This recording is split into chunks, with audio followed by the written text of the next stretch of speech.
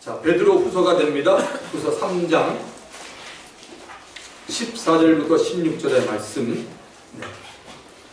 베드로 후서 3장 14절부터 16절의 말씀.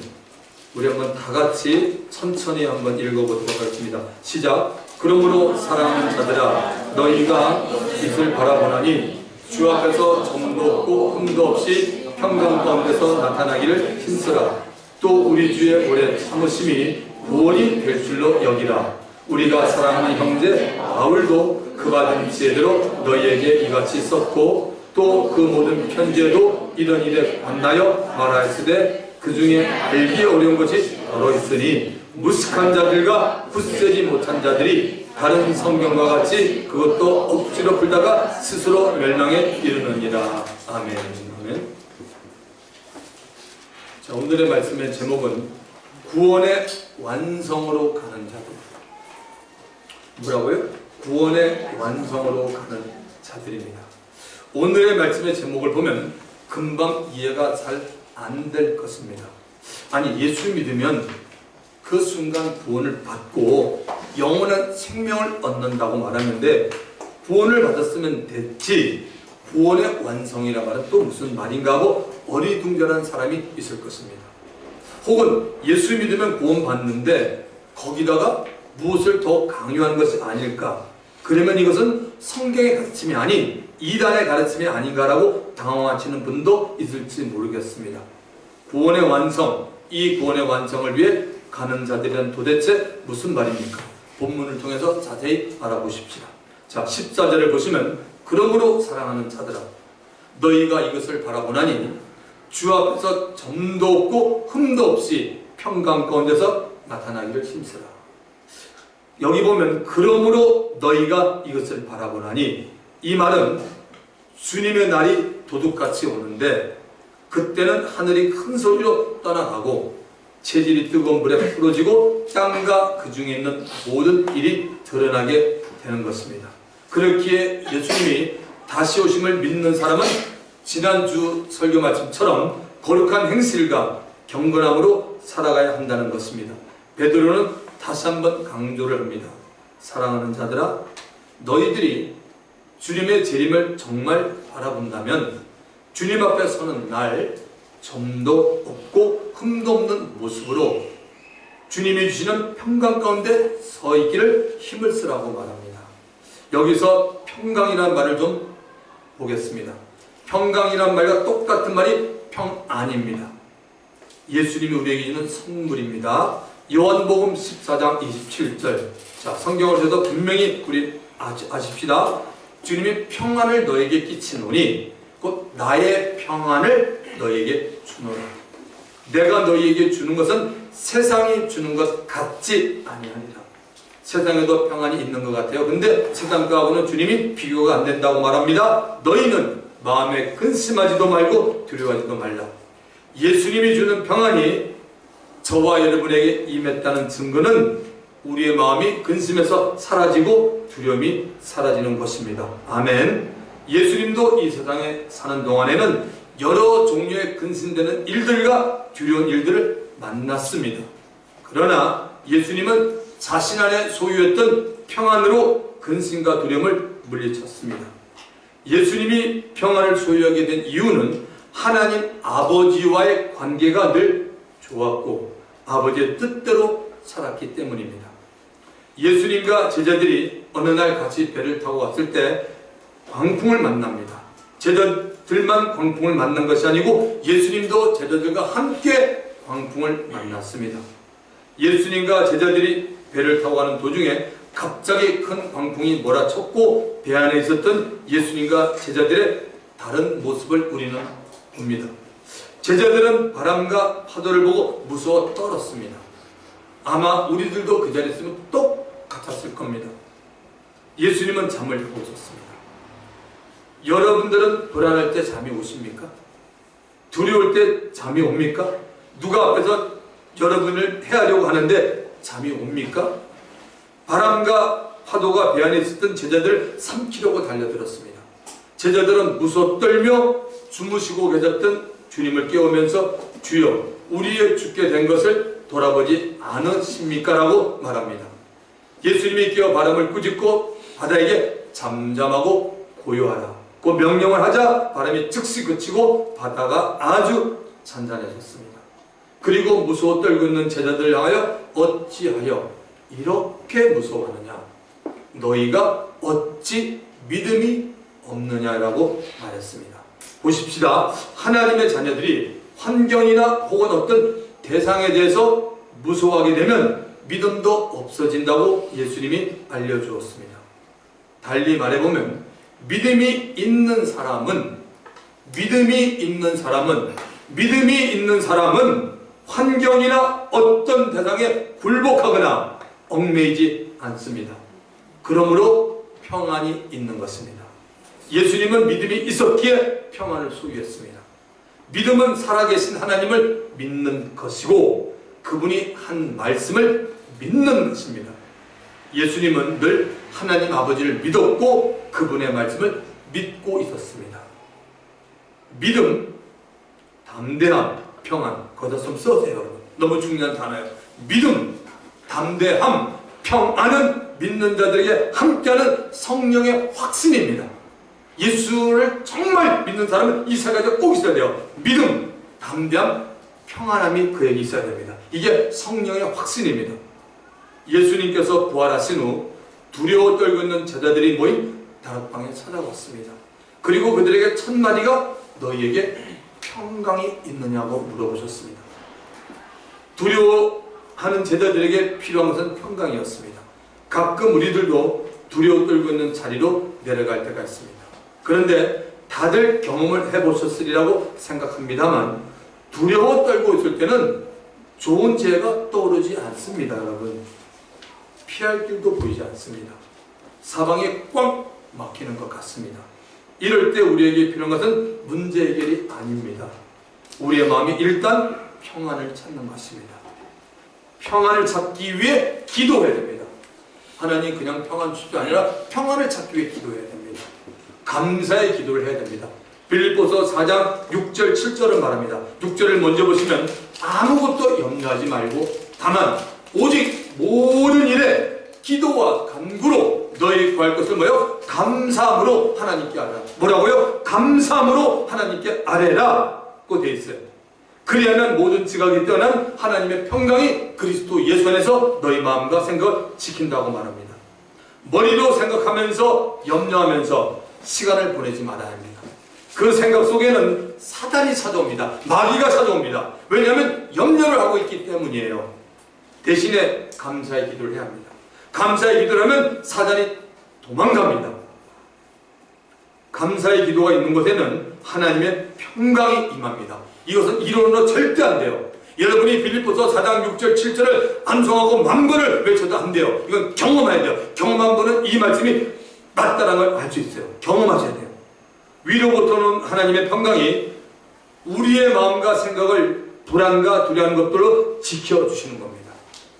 평강을 잃어버렸을 때는 우리는 즉각 감사의 기도로 평강을 찾는 법을 우리는 터득해 나가야 합니다. 자, 평상시에 평강을 얻는 법이 있어요. 중요하잖아요. 평상시에. 저와 여러분이 평상시에 우리가 평강을 얻는 법을 성경이 말하고 있으니까 한번 찾아가 보십시다. 평강과 믿음과 담대함은 분명히 제가 같이 간다고 알려드렸습니다.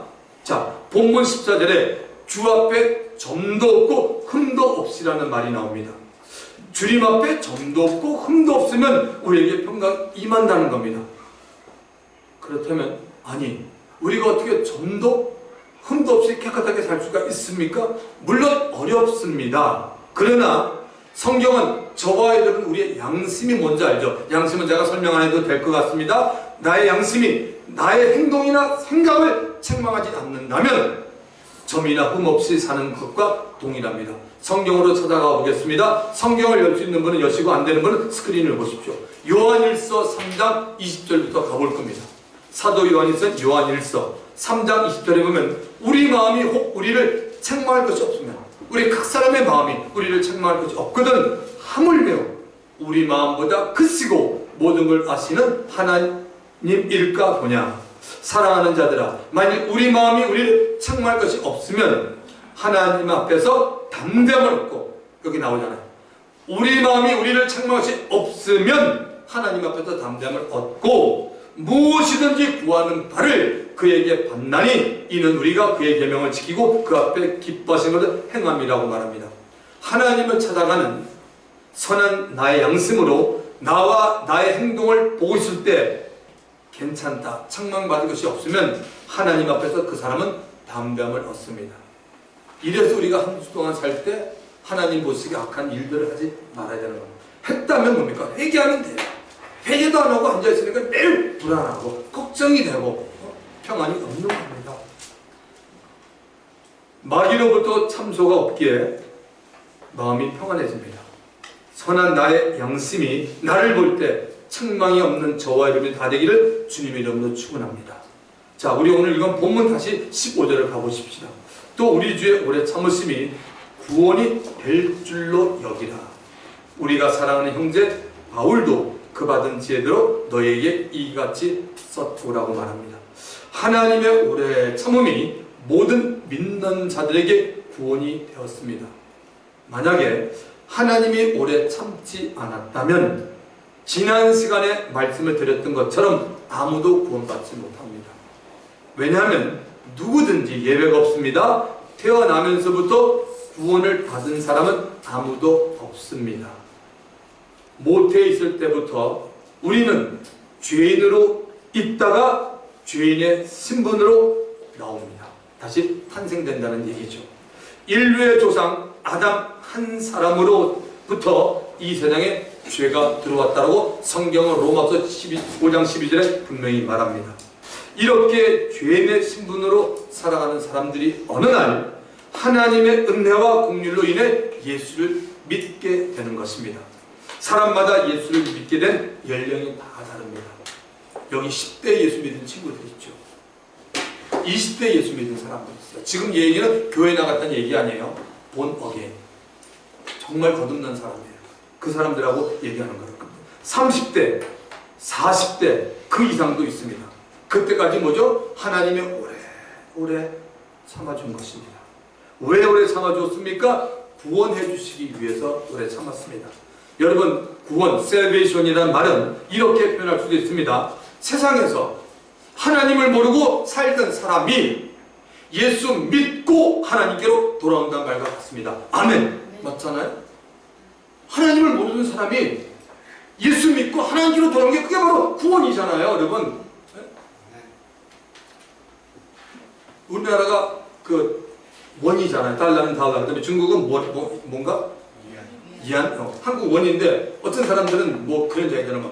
10원, 9원 이 구원이 아니라 진짜 서비스 구원받는단 말이야. 이 구원받는 것은 뭐예요? 하나님을 보고 살던 사람들이 예수 믿고 하나님께로 정말 돌아오는 게 구원받았다는 거죠. 그러니까 구원받은 사람은 다르죠. 누굴 찾아? 하나님 아버지를 찾죠. 하나님께 돌아왔기 때문에.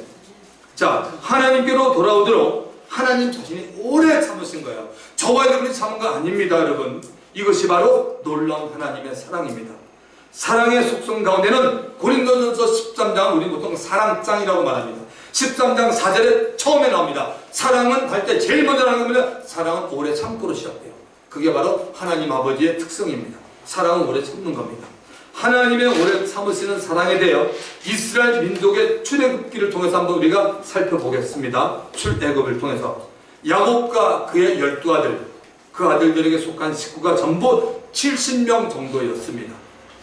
하나님이 야곱의 아들 가운데 11번째 요셉을 먼저 애굽에 보내어서 야곱과 그의 가족들 이스라엘에 살 수 있도록 길을 닦아놓게 합니다.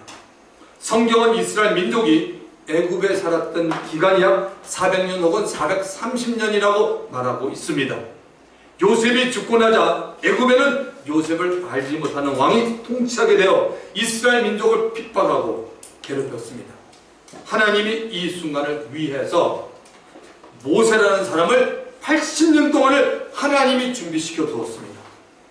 모세는 40년 동안은 좋은 환경 밑에서 세상의 최고의 학문을 배우면서 보내게 되었습니다.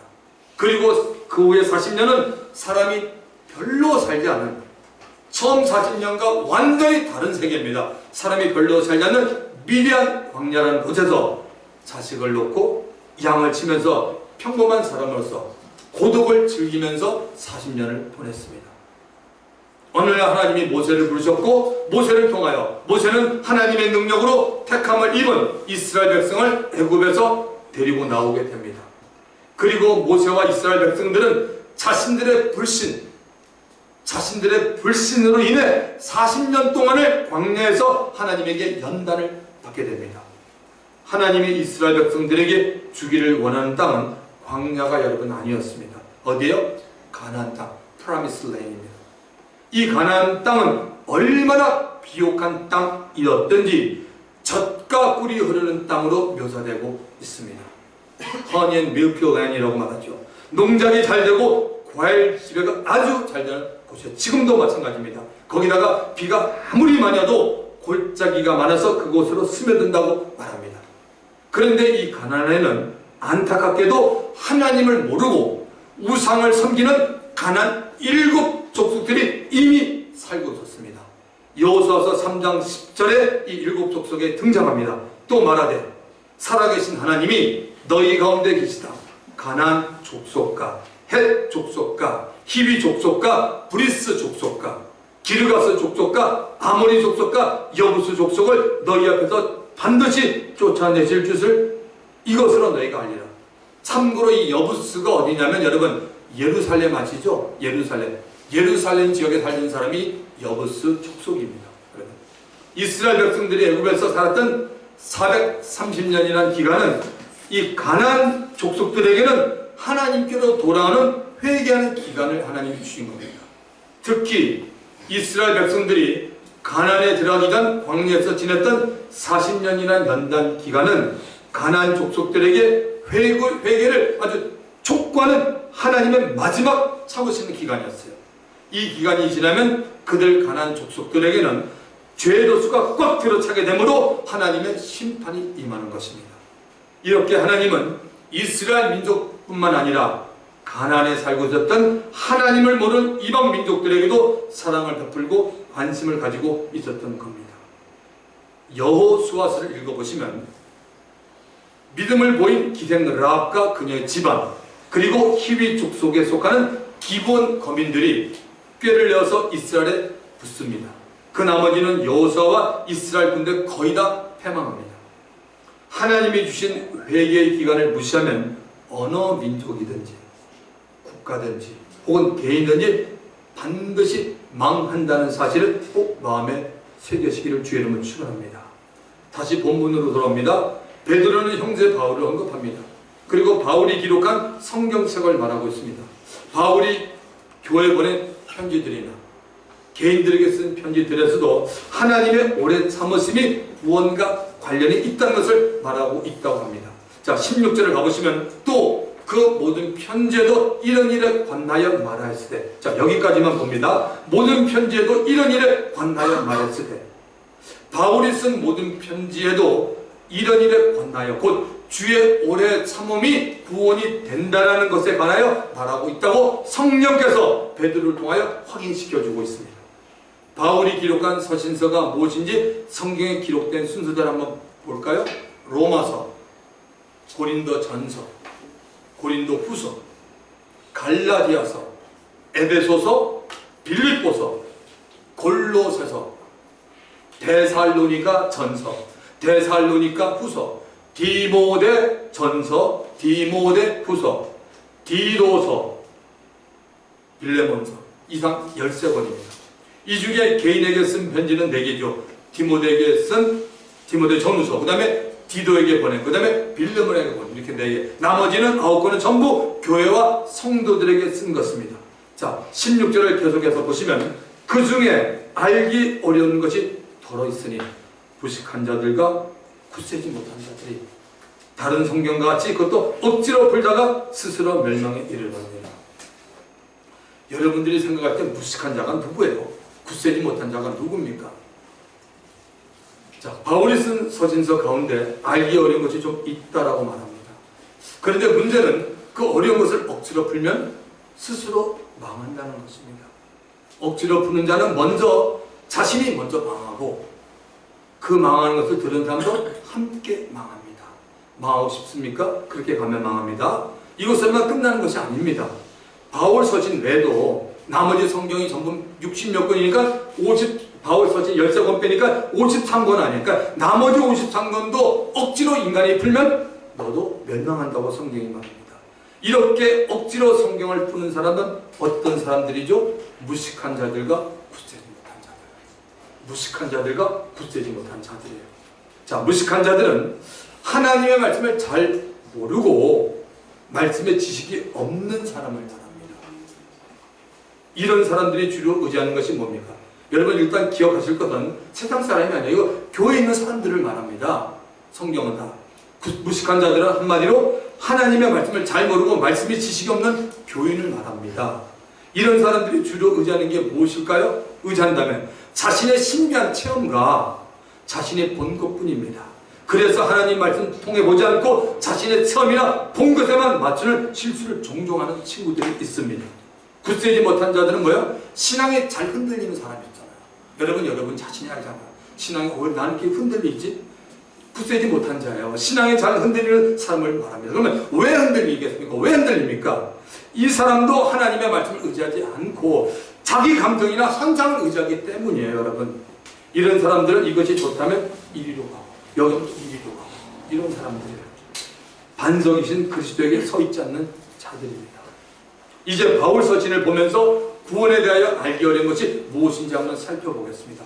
자, 바울이 생각했고 깨달은 구원, 곧 구원관을 한번 찾아 들어가 보겠습니다. 성경을 볼 수 있는 분은 본인의 성경을 피세요. 너무 중요한 거예요. 로마서 8장 29절부터 30절을 볼 겁니다. 자, 로마서를 한번 펴보세요. 로마서 8장 29절부터 30절까지 내용입니다. 자, 로마서 8장 29절은 이렇게 말합니다. 하나님이 미리 아신 자들을 또한 그 아들의 형상을 본받게 하기 위하여 미리 정하셨으니 이는 그로 많은 형제 중에서 맏아들이 되게 하려 왔습니다. 자, 29절의 한 절의 말씀만을 보면 하나님이 미리 안 자들이 있습니다. 저와 여러분이 안 게 아니에요. 하나님이 미리 안 자들이 있습니다. 이 미리 안 자들을 자신의 아들, 하나님의 아들 예수를 닮기 위하여 하나님이 미리 정해 놓았다는 겁니다. 어떻게 하나님이 미리 알고 정한 사람들을 예수와 형제가 되게 하려고 한다는 것입니다. 이렇게 하나님이 미리 알고 정한 사람들을 예수와 형제가 되게 한다는 겁니다. 예수의 형제가 된다는 말은 이렇게 생각할 수가 있죠. 예수님과 한 가족, 원 패밀리로 만든다는 얘기죠. 한 가족이 된다는 말입니다. 그러면 이제 하나님이 이 세상에 살고 있는 모든 사람 가운데서 누구를 미리 알고 예수를 닮아가면서 예수의 형제가 되게 했습니까? 바로 그 답이 30절에 나옵니다. 또 미리 정하신 그들을 또한 뭐요? 부르시고, 이게 중요한 거예요. 그들을 부르시고, 정하지 않은 사람 부르지 않았어요. 아멘 좀 하십시오. 여러분 너무 중요한 말씀드려요. 이런 것만 알면 여러분 신앙 안 흔들립니다. 정말 제가 얘기할 수 있어요. 이거 확실히 알면 여러분 신앙 안 흔들려요. 하나님 말씀 정확히 여러분 아셔야 돼요. 성경이 말하고 있잖아요. 정말 제가 여러분에게 뭘 보여드려야 됩니까? 정말 정확히 아셔야 돼요. 하나님 말씀. 네? 하나님이 이 세상에 살고 있는 모든 사람 가운데 미리 알고 예수를 닮아가면서 예수의 형제가 되게 하는 게 뭐냐? 답이 30절에 나온다 그랬죠. 미리 정하신 그들 또한 부르셨어요. 부르신 그들 또한 의롭다 하시고 의롭다 하신 그들 또한 영화를 받으셨어요. 누가 한 거야? 하나님이 다 하신 거 아니에요. 우리가 한 거 아닙니다. 신앙 여러분. 하나님이 예수의 형제가 되게 하려고 작정을 한 사람을 하나님께서 부르십니다. 아멘. 하나님께서 부르시지 않으면 누구도 하나님 앞에 나가지 못합니다. 이게 하나님의 원칙이에요. 여러분 지금 전 세계에 살고 있는 70억이 넘죠. 지금 모든 사람 가운데 얼마나 많은 사람들이 하나님을 모르고 예수를 믿지 않고 있습니까? 왜 그렇습니까? 하나님이 그들을 부르지 않고 있기 때문이 답이에요. 하나님이 주권점을 꼭 기억하시기 바랍니다. 물론 그들 가운데는 하나님이 부르고 있는데도 반응을 보이지 않는 사람들도 있습니다. 그러나 하나님이 부른 사람이라면 하나님께 반드시 나아가게 됩니다. 하나님께 나아가는 과정이 사람마다 다 다릅니다. 부름에 예하고 쉽게 나가는 사람들도 여기 있어요. 되게 보면 이런 분들이 모태신앙이라는 사람들이 뭐 예도 모르고 그냥 나오는 사람들에 보면 있고, 나가지 않는 사람들도 있습니다. 부름에 나오지 않는 사람들을 위해 하나님 포기하지 않지요. 또 부르십니다. 그 하나님의 부르심을 또 이해하고 나오는 사람들이 있는데 그래도 안 나오는 사람들이 있어요. 하나님 또 부릅니다. 이런 식으로 계속해서 하나님의 부르십니다. 왜? 하나님이 정확히 때문에. 저도 돌아볼 때 마찬가지예요. 저도 한 번에 나갔던 사람 아닌 것 같아요. 한 번에 좀 불러서 나갔으면 목회하면서 덜 고생했을 텐데, 그때 참 이렇게 말 안 들었는데, 참 너무너무, 지나갈 생각 하나도 없죠. 저도 지금 이 자리에서 참 부족하지만 사랑스러운 여러분들에게 성경을 펴놓고 말씀 전할 수 있다는 그 특권, 그거 생각하면 감개무량합니다. 다 같은 사람이 어떻게 정말 여러분같이 좋은 사람들 앞에서 잠깐 말씀을 전할 수 있는 기회를 하나님 주셨겠습니까? 여러분, 근데 하나님께서 부르실 때 잘 들으세요. 그 사람의 이름을 부르는 것이 아닙니다. 태호야, 영아나, 성이야, 이런 분이 하나님 아니세요. 잘 들으세요. 자, 아주 드물게, 정말 드물게는 이름을 부르는 경우도 있습니다. 아주 특별한 경우예요. 그러나 대개는 사람만이 알 수 있는 내적인 감동이나 환경을 조성해서 하나님께 나오게 하는 것이 일반적인 하나님의 부르심이요 초청입니다. 아멘 하십시오. 이제 하나님께서 부른 사람에게 무슨 일을 하십니까? 부른 그 사람에 대해서 의로운 하나님께서 의롭다고 칭하는 일을 하나님이 하십니다. 의롭다고 칭하는 가정에서 필요한 분이 있어요. 누가? 예수 그리스도. 바로 그때 필요한 분이 지저스 크라이스트. 하나님 아버지께서 저와 이름을 갖다 부르시고 의롭다고 해야 될 텐데 그때 하나님 말로 못해요. 누군가 있을 때 그 누구예요? 죄 없는 하나님한테 예수 그리스도가 그래서 필요한 분입니다. 여러분, 예수 그리스도가 아니면 누구라도 하나님 앞에서 의롭다라고 정말 받지 못합니다. 우리들이 하나님께 부름을 받고 보니까 예수 그리스도가 필요해서 하나님께서 예수 그리스도를 준비하신 것이 아닙니다. 하나님은 자신의 아들 예수 그리스도를 이 세상에 창조되기 전부터 아시고 준비해 주셨어요. 우리들이 하나님께 부름받기 전부터 예수 그리스도는 이미 준비가 되어 있었고, 준비되었던 예수님은 지금으로부터 약 2000년 전에 예루살렘 그 갈보리 십자가에 달려서 우리 각 사람이 받아야 할 죄싹진 사망과 온갖 저주를 그분이 다 받으신 겁니다. 하나님의 부름을 받은 자는 하나님이 그 사람에게 예수를 믿게 해줍니다. 이걸 믿어야 돼요. 하나님이 부르기 때문에 반드시 하나님의 예수를 믿게 해줘요. 이것이 바로 영적 구원입니다. 영원한 생명을 얻는 것입니다. 사도행전 13장 48절, 이런 말씀 놓치면 큰일 납니다. 사도행전 13장 48절, 사도 바울이 복음을 전할 때 이방 사람들이 듣고 기뻐하며 하나님의 말씀을 찬송하며 그 다음에 뭐죠? 영생을 주시기로 작정된 자는 다 믿더라. 할렐루야. 여러분, 사람이 뭘 작정합니까? 하나님께서 영생을 주기로 작정된 자는 다 믿었다는 겁니다. 하나님께서 보시기에 영생을 주기로 작정이 된 자는 다 예수를 믿게 되어 있습니다. 자, 이제 사람의 입장에서 한번 들어가 보십시다. 하나님이 정한 사람에게 예수를 믿는 믿음을 준 것입니다. 하나님이 정한 사람에게, 각 사람에게 예수를 믿는 믿음을 줍니다. 그런데 처음에는 누구나 이 사실을 모릅니다. 왜입니까? 하나님이 누구인지 처음에 내가 교회 나고 예수 믿을 때 하나님이 누구인지, 예수가 누구인지 잘 모르고 있는 사람이었는데 예수를 믿었다는 겁니다. 예수를 믿기 전 모든 사람의 영적 상태가 바로 하나님도 모르고 아들도 모르고 성령도 모르는 그런 상태예요. 그러니 본인이 생각할 때는 자기가 예수를 믿은 것처럼 보이게 되는 것입니다. 그러니 주위에서 예수 믿지 않고 있는 사람을 보면 답답하게 생각이 됩니다. 저 사람 그냥 예수 믿으면 되는데 왜 저렇게까지 하면서 믿지 않고 뺀들뺀들 거리고 있는지 모르겠다고 합니다. 사실은 이 믿는 문제가 보통 어려운 것이 정말 아니에요. 예수 믿기 정말 어려워요. 제가 목회자로 하는 게 아니라 성경을 보면 예수 믿기 너무너무 정말 힘들어요. 여러분, 예수 믿는 게 이게 기적입니다. 따지고 보면. 여러분, 예수 봤어요? 한국 땅에 왔나요? 유대 땅에 왔는데 우리가 잘 믿고 있잖아요. 사람으로서는 안 되는 일입니다. 하나님께서 해주셔야 가능한 일을 하나님도 알고 있어요. 이런 사실 좀 받아들이세요, 제발. 하나님도 인간은 안 된다 알고 하나님이 해주자면 이 땅에 예수 믿을 인간은 없다는 걸 하나님 아시고 있다는 얘기입니다. 골로새서 1장 13절 14절 그가 우리를 흑암의 권세에서 건져내사 그의 사랑의 아들의 나를 옮기셨더니 그 아들 안에서 우리가 속량 곧 죄사함을 얻었도다. 아니 우리가 무슨 수로 흑암의 권세에서 우리가 어떻게 무슨 실력으로 나와요? 뭘로 나와요? 어떻게 이런 사실도 모르고 사람들 살고 있잖아요. 하나님이 저와 여러분을 흑암의 권세 즉 마귀의 권세로부터 건져내어 주었습니다. 그리고 우리를 예수님의 나라인 천국으로 옮겨서 천국 시민이 되게 해준 겁니다. 그렇다면 믿게 된 자로서 할 수 있는 일은 무엇입니까? 자신이 만난 주님에 대해서 사람들에게 말하는 것이고 예수 그리스도에 관한 말씀을 전하는 것입니다.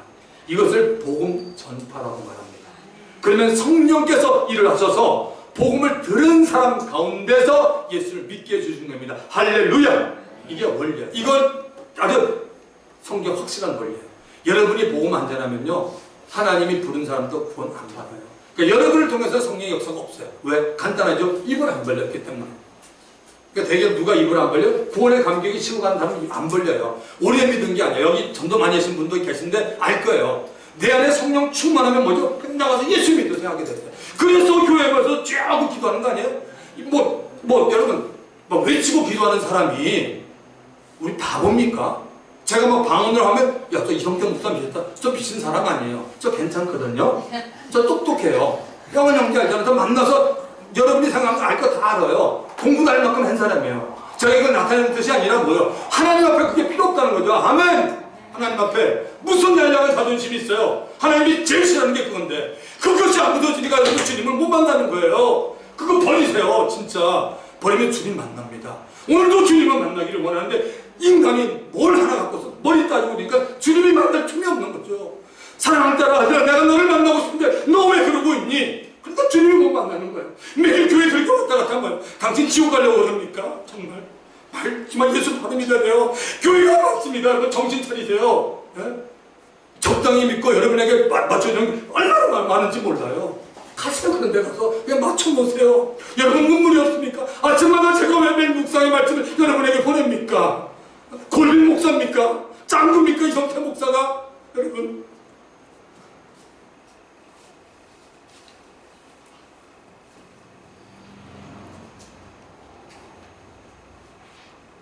이렇게 예수 믿게 되는 것이 예수 피로 인해 의롭다는 칭함을 받는 겁니다. 동시에 그 사람의 신분은 하나님의 자녀가 되는 권세를 당당하게 얻게 되는 것입니다. 하나님께서 미리 정하신 자를 부르십니다. 부르신 자들이 예수 믿게 해주어 부르신 자들을 예수 믿게 해주어 의롭다라고 하나님이 해주십니다. 여기까지가 구원을 받는데 걸린 시간과 절차였습니다.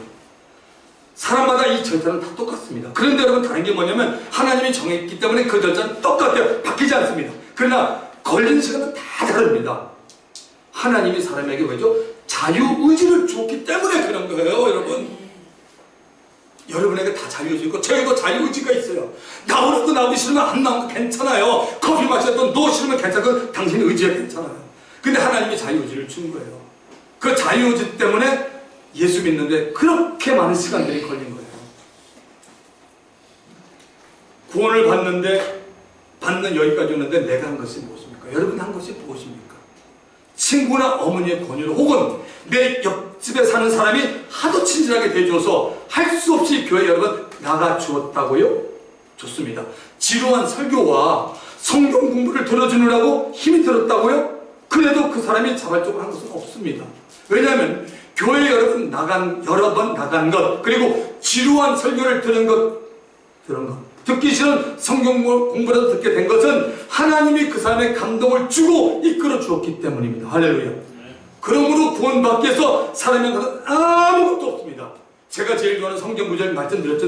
에베소서 2장 8절 9절 평생 간직하여 말씀 너희가 그 은혜를 인하여 믿음으로 말미암아 구원을 얻어내니 이것이 너희에게서 난 것이 아니요 분명히 너희에게서 난 것이 아니라고 말합니다. 하나님의 선물이라 행위에서 난 것이 아닌 이는 누구든지 자랑치 못하게 하려는 엄중한 하나님의 말씀이에요. 여러분.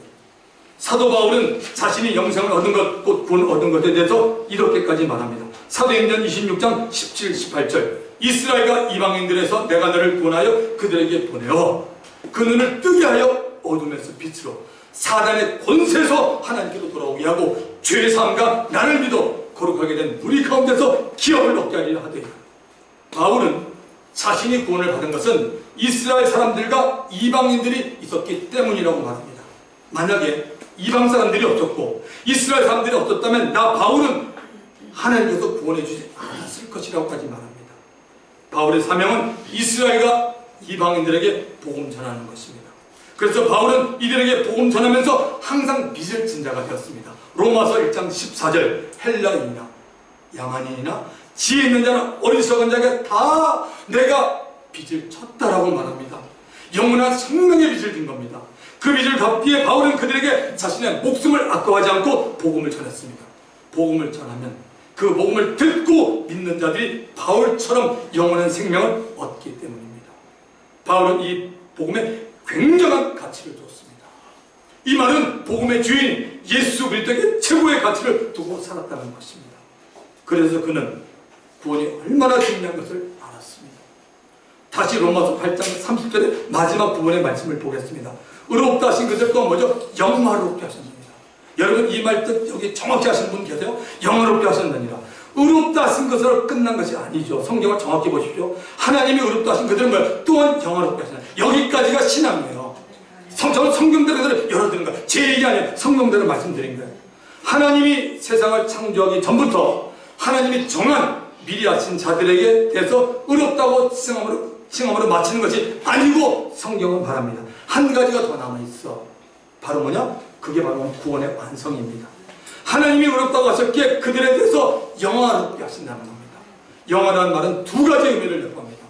기억하세요. 첫째는 의롭다움을 받은 우리 하나님의 자녀들이 천국에서 영원히 할 때, 그러니까 하나는 여기 땅에 속한 게 아니에요. 영원한 나라에서 할 때가 바로 glorified, 영화라는 뜻이에요. 거기는 죄도 없고 눈물도 없고 아픔도 없고 상처도 없고 고통도 없고 오해도 없고 다시 죽는 것도 없고 영원히 사는 천국에서는 모든 것이 다 영화롭고 영광스럽습니다. 생명, 기쁨, 평강이 넘치는 삶입니다. 바로 영화된 삶, glorified 된 삶이 영화입니다. 두 번째는 이 세상에서, 이게 이제 중요합니다. 저와 여러분이 살 동안에 하나님의 자녀답게 사는 것입니다. 이것이 구원으로 완성으로 가는 자들의 삶입니다. 누가 하나님의 자녀답게 살 수 있습니까? 하나님을 정말 사랑하고 하나님을 경외하는 자들입니다. 빌립보서 2장 12절에 바울이 분명히 말했어요. 빌립보서 2장 12절 열어보실 분 열어보세요. 빌립보서 2장 12절. 그러므로 나의 사랑하는 자들아, 너희가 나 있을 때뿐만 아니라, 왜? 바울은 지금 감옥에 있어요. 그래서 그래요. 너희가 나 있을 때뿐만 아니라 더욱 지금 나 없을 때도 항상 복종하고 두렵고 떨림으로 뭐요? 너희 구원을 어떻게 이루라고? 복종하고 두렵고 떨림으로 너희 구원을 이루라고 성경이 분명히 말하고 있어요. 여러분, 알량한 가짜 복음에 속지 마시기 바랍니다. 하나님의 말씀대로 믿으시길 주 여러분 축원합니다. 바울이 지금 예수 잘 믿고 있었던 빌립보에 사는 성도들과 목사들, 장로들 그리고 집사들에게 뭐라고 말하고 있습니까? 항상 하나님에게 복종하고, 사람이 아니라 하나님에게 복종하고 하나님을 두려워하면서 너에게 주어진 그 놀라운 구원을 이루어가라고 말하고 있습니다. 이것이 구원의 완성을 위해서 이 세상에 살면서 믿는 자답게 하나님의 말씀대로 살아가라는 것입니다. 다른 말로 하면 너희를 구원해 주신 하나님을 사랑하고 감사하면 그 후로는 줄곧 믿음을 놓치지 말고 떨림으로 구원을 이루어 나가라고 우리에게 말합니다. 아까 제가 말씀드렸죠. 우리 자유의지가 있다고. 이 과정에서 하나님이 하나님을 경외하고 사는 사람에게 능력을 주어서 구원을 더 영화롭게 해나갈 것입니다. 빌립보서 1장 6절에 보면 너희 속에서 착한 일을 시작하신 이가 그리스도 예수의 날까지 이루실 줄을 우리가 확신합니다. 너희 속에서 착한 일을 시작하신 이가 하나님이 그리스도 예수의 날까지 이루실 줄을 우리가 확신합니다. 고린도전서 1장 8절, 고린도전서 1장 8절, 주께서 너희를 우리 주 예수 그리스도의 날에 책망할 것이 없는 자로 끝까지 견고하게 하시라. 이 두 말씀을 보면 뭐죠? 여러분, 신앙은 여러분 옆에 있는 사람 관계는 두 번째예요. 제일 중요한 거죠? 여러분, 하나님과 관계 분명히 하세요. 하나님이 책임지는데 하나님의 관계가 착실하지 않으니까 흔들리고 여러분 맨날 사대에 끌려가는 거예요. 웨이크업, 정말 정신 차려야 돼요. 여러분, 신앙생활 껍데기로 한 거 아닙니다. 성경이 분명히 말하고 있잖아요. 우리가 사는 동안에 책망을 받는 것이 많다는 겁니다. 그래서 예수님이 재림하는 날이나 혹은 우리들이 주님 앞에 가는 날에는 책망이 없는 자가 되게 한다는 것입니다. 하나님께서 보실 때 말씀을 어기고 살면서 불순종이죠. 누구나 책망을 받게 됩니다. 이것을 이 세상에 살면서 누리는 구원의 완성이라고 봅니다. 그래서 결국 뭡니까? 불순종하면 책망을 받는데 우리는 책망을 통해서 더욱 견고한 구원받은 하나님의 자녀처럼 살아가라고 말하는 겁니다. 바울은 구원에서 3단계를 말합니다. 첫째 단계는 예수 믿고 구원받는 것입니다. 예수 믿고 구원받는 것. 영생을 얻는 것입니다. 두 번째는 뭡니까? 구원받은 하나님의 자녀답게 거룩하게 사는 것입니다. 하나님은 이 말을 세상 사람들에게 얘기하지 않았어요. 하나님은 자기 자녀에게 얘기했어요. 마땅한 거예요. 여러분이 돈이 굉장히 많아요. 어떤 사람한테 100만 원을 줬어요. 주면서 부탁을 했어요. 너 이 100만 원 주는 이유는 뭐냐면 이 100만 원은 너 반드시 네가 어떻게 써도 이건 선교한 것만 써라. 이거 딱 준 거야. 그런데 나중에 듣다 보니까 이 친구 이 100만 원 고 노름에도 쓰고. 여러분 하나님 얼마나 화가 났어요. 하나님이 100만 원 주고 네가 하고 싶은 선교지. 월남에 주면 월남에 주고 미국 주면 미국 주고 북한 주면 북한 주라고 했는데 인간이 이런다는 겁니다. 바로 이 부분입니다. 구원받은 하나님의 자녀답게 거룩하게 사는 것입니다. 바울은 성결하게 사는 삶은 구원이라는 큰 하나님의 선물 안에 두었습니다. 마지막 세 번째 단계는 구원받은 성도들이 거룩하게 살면서 이 땅에서 사명 마치고 하늘나라에 들어가는 겁니다. 할렐루야! 하늘나라에 들어가죠. 이건 하늘나라 안 들어갈까요? 하늘나라 들어가야죠. 여기가 그렇게 좋아요? 여기서 천년만년 사시려고 그래요? 주님의 나라 들어가야죠. 영생을 얻는 길은 오직 하나입니다. 하나님의 아들 예수 그리스도를 믿고 영접해야 합니다. 사람으로서는 할 수 없는 일이고 하나님만이 하는 일입니다. 하나님이 예수를 믿게 해준다는 사실을 잊지 마시기 바랍니다. 이미 저와 여러분 영생을 얻은 사람은 하나님 은혜에 감사하면서 하나님의 뜻대로 말씀대로 살아가야 하는 것입니다. 구원이 얼마나 값지다는 것을 아는 하나님의 백성은 성결하게 살면서 주가 주신 사명을 지켜나가야 하는 것입니다. 이것이 주를 영원롭게 하는 삶이 되는 것입니다. 언젠가 이 세상에서 사명을 마치는 날 영원한 나라 천국에서 영원롭게 되어 영원히 살게 되는 것입니다. 오늘 우리가 읽고 다루고 있는 본문을 기록한 베드로는 바울의 서신 가운데 구원에 대해서 이러한 어려운 점이 있기에 무식한 자들이나 굳세지 못한 자들이 다른 성경과 같이 억지로 풀지 말라고 경고하는 겁니다. 스스로 멸망의 웅덩이를 파는 사람이 되고 그 판 웅덩이에 다른 사람까지 끌어넣게 된다는 것을 말하고 있습니다.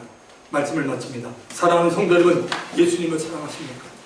베드로나 바울같이 구원의 완성으로 달려가는 복된 저와 여러분 되기를 주님의 이름으로 축원드립니다. 주님 한 번으로 통성이 갑니다.